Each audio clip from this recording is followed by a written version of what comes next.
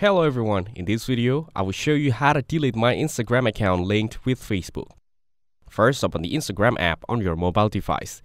Then, tap on the profile icon at the bottom right corner. Now, tap on the three lines in the top right corner of the screen. From the menu, tap on Account Center. Now, scroll down and tap on Accounts to see all the accounts linked to your Facebook. Here, you'll see your Facebook username. Tap on Remove next to it. Then, tap on Remove Account to start the process. Next, tap on Continue when asked to confirm. Finally, tap on Yes, finish removing. That's it, your Instagram account is now successfully unlinked from your Facebook account.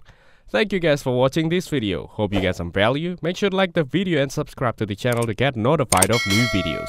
See you in the next one.